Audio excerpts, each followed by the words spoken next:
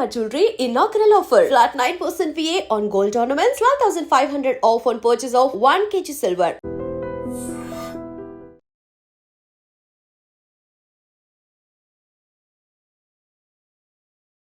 ఏడు దశాబ్దాల భారతీయ రాజకీయ చరిత్రలో మరెవరికీ దక్కనటువంటి అరుదైన, అనూహ్యమైన అండ్ అసాధారణమైన ఘనత ఆయనది. ఓ సామాన్య కుటుంబంలో జన్మించి అంచెలంచెలుగా ఎదుగుతూ భారతదేశ ప్రధానమంత్రి కావడం అంటే మామూలు విషయం కాదు. అటువంటి ఘనత సాధించినటువంటి వ్యక్తే మన ప్రధానమంత్రి నరేంద్ర దామోదర్ దాస్ ముగించారు. భారతదేశ 15వ ప్రధానమంత్రిగా పీఠాన్ని అధిరోహించారు. విజయవంతంగా 2 సార్లు ప్రధానిగా బాధ్యతలు చేపట్టిన ఆయన ముచ్చటగా 3వసారి కూడా ఇప్పుడు పార్లమెంట్ ఎన్నికల్లో బీజేపీని గెలిపించి 3వసారి కూడా ప్రధానమంత్రిగా ప్రమాణ స్వీకారం చేసి మనందరినీ కూడా సేవలు అందిస్తున్న సిచ్యువేషన్. నరేంద్ర మోడీ బాల్యం కానీ విద్యాభ్యాసం కానీ ఎలా సాగింది? నరేంద్ర మోడీ పూర్తి పేరు నరేంద్ర దామోదర్ దాస్ మోడీ. ఆయన 1950 సెప్టెంబర్ 17న గుజరాత్లోని మెహసానా జిల్లాలోని వాద్ నగర్లో ఒక దిగువ మధ్యతరగతి కుటుంబంలో జన్మించారు. ఆయన తల్లిదండ్రులు దామోదర్ దాస్ మోడీ, హీరాబెన్. వారికి మోడీ 3వ సంతానం. నరేంద్ర మోడీ వాడ్ నగర్లో పాఠశాల విద్యను, ఢిల్లీ విశ్వవిద్యాలయం నుంచి డిస్టెన్స్ ఎడ్యుకేషన్ ద్వారా రాజనీతి శాస్త్రంలో డిగ్రీ, గుజరాత్ యూనివర్సిటీ నుంచి రాజనీతి శాస్త్రంలో పోస్ట్ గ్రాడ్యుయేషన్ పూర్తి చేశారు. ఒక మారుమూల గ్రామంలో టీ వాలా లాగా జీవితాన్ని ప్రారంభించిన ఆయన తన జీవితంలో ఎన్నో ఎత్తుపల్లాలను చూశారు. నరేంద్ర మోడీ తన పాఠశాల దశలోనే ఆర్ఎస్ఎస్లో చేరిన ఆయన కార్యకర్తగా చాలా యాక్టివ్గా పనిచేసేవారు. మోడీ ఉన్నత పాఠశాల విద్యను పూర్తి చేసి 17 ఏళ్లలో తొలిసారి దేశ పర్యటనకు వెళ్లారు. ఈ సమయంలోనే మధ్యప్రదేశ్, ఉత్తరప్రదేశ్, బీహార్ రాష్ట్రాల మీదుగా పశ్చిమ బెంగాల్లోని కలకత్తా అట్లాగే డార్జిలింగ్ వరకు వెళ్లారు. కలకత్తాలోని రామకృష్ణ మఠంలో సన్యాసం తీసుకోవాలని ఆయన ప్రయత్నం కూడా చేశారు. కానీ అక్కడ నిబంధనలు అంగీకరించకపోవడంతో అక్కడి నుంచి బీహార్ మీదుగా అప్పటి ఉత్తరప్రదేశ్లోని ఆల్మోరాకు వెళ్ళి రామకృష్ణ మఠం ఆశ్రమంలో కొంతకాలం అక్కడ గడిపారు. అలా 17 నుంచి 20 ఏళ్ల వయసులో ఉత్తర భారతంలో ముఖ్యమైన ప్రాంతాల్లో పర్యటించి అక్కడ పరిస్థితులను పూర్తిగా తెలుసుకునే ప్రయత్నం చేశారు. నరేంద్ర మోడీ తన పర్యటనను ముగించుకుని తన స్వగ్రామమైన వాద్ నగర్కి చేరుకున్నారు. అక్కడ తల్లి హీరాబాయి దీవెనలు తీసుకుని అహ్మదాబాద్లో తన మేనమామ నడుపుతున్నటువంటి ఆర్టీసీ క్యాంటీన్లో పనిచేయడం స్టార్ట్ చేశారు. ఈ సమయంలో తన గురువు లక్ష్మణ్ రావు ద్వారా తిరిగి ఆర్ఎస్ఎస్లోకి ఆయన ఎంట్రీ ఇచ్చారు. సంఘ్ కార్యక్రమాల్లో చురుకుగా పాల్గొంటూ అందరికీ పరిచయస్తుడుగా మారిపోయాడు.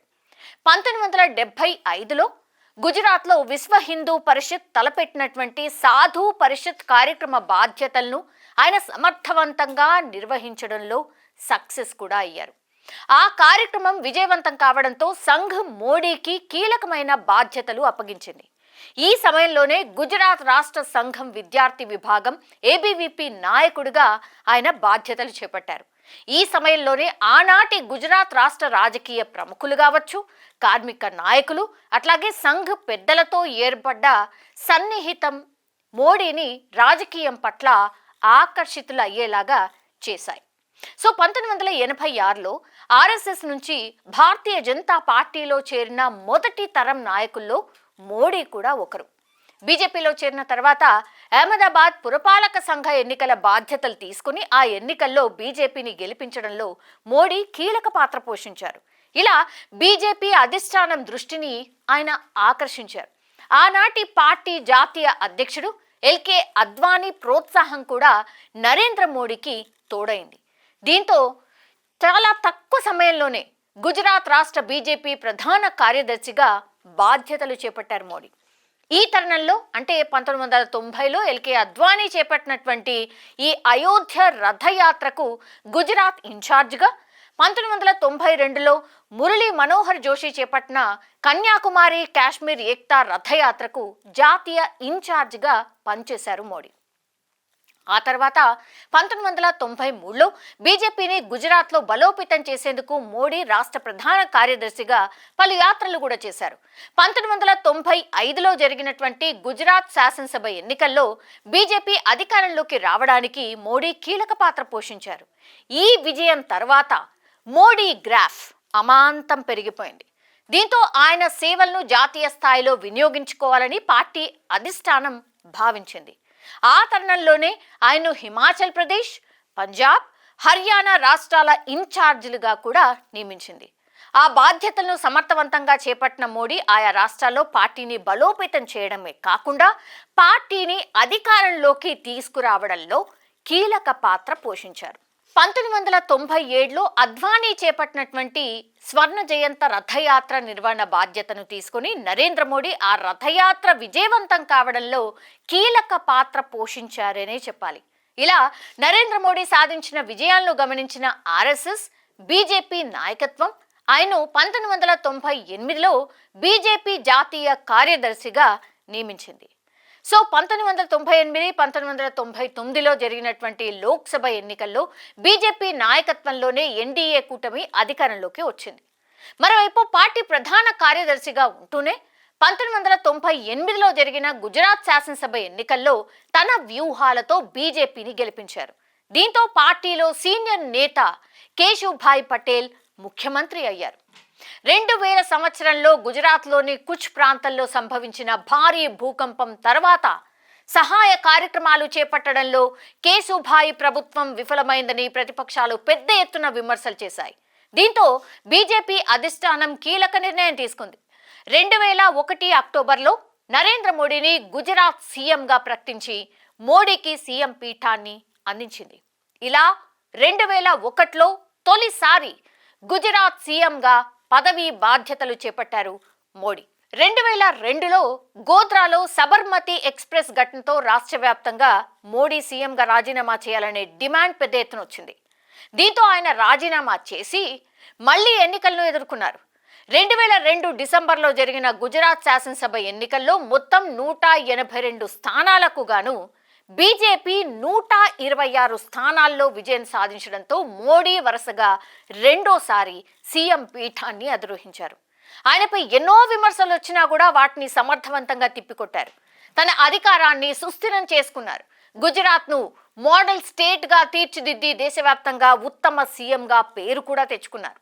ఇలా నరేంద్ర మోడీ 2001 నుంచి 2014 వరకు వరుసగా 4 సార్లు గుజరాత్ సీఎంగా ఉన్నారు. 2013లో కర్ణాటక శాసనసభ ఎన్నికల్లో బీజేపీ విజయానికి గుజరాత్ మోడల్ అనే అంశం ఎంతగానో ఉపకరించింది.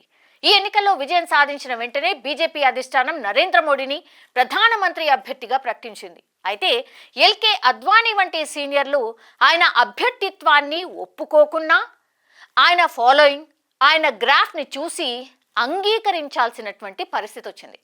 2014 సార్వత్రిక ఎన్నికల్లో భారతీయ జనతా పార్టీ నాయకత్వంలోని ఎన్డీఏ కూటమి గణనీయమైన స్థానాలు సాధించింది. నరేంద్ర మోడీ కూడా వారణాసి నుంచి దాదాపు 5 లక్షల భారీ మెజార్టీతో గెలుపొందారు. బీజేపీ నాయకత్వంలోని ఎన్డీఏ అత్యధిక సీట్లు కైవసం చేసుకోవడంలో 2014 మే 26 నరేంద్ర మోడీ భారతదేశ 15వ ప్రధానమంత్రిగా ప్రమాణ స్వీకారం కూడా చేశారు.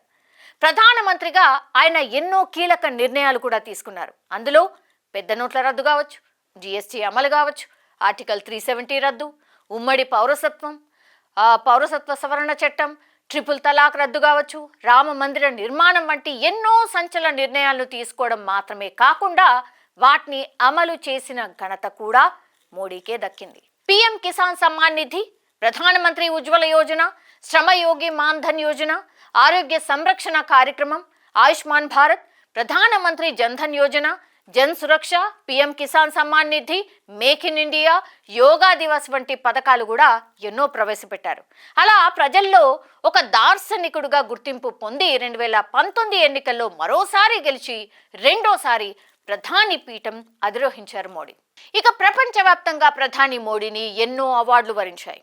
అందులో కొన్ని 2016లో ఆఫ్ఘనిస్తాన్ ప్రభుత్వం state order of Ghazi Amir Amanullah Khan, 2018 ఫిబ్రవరిలో పాలస్తీనా ప్రభుత్వం ద్వారా grand collar of the state of పాలస్తీనా, 2018 అక్టోబర్లో ఐక్యరాజ్య సమితి ద్వారా UN champion of the earth award, 2018 April 2019లో యుఏఈ ఆర్డర్ ఆఫ్ జాయద్, 2019 ఏప్రిల్లో రష్యాచి ఆర్డర్ ఆఫ్ సెయింట్ ఆండ్రూ, 2019 జూన్లో మాల్దీవుల నుంచి ఇజుద్దీన్ యొక్క విశిష్ట రూల్, 2019 ఆగస్టులో బహ్రెయిన్ ద్వారా హమద్ ఆర్డర్ ఆఫ్ ది రిసైన్సెస్, 2020 డిసెంబర్లో అమెరికా ద్వారా లెజెండ్ ఆఫ్ మెరిట్, 2021 డిసెంబర్లో భూటాన్ ద్వారా order of the dragon king, 2022 మేలో ఫిజీ ద్వారా ఆర్డర్ ఆఫ్ ఫిజీ, 2022లో పాపువా న్యూ గినియా ద్వారా లోగుహు ఆర్డర్,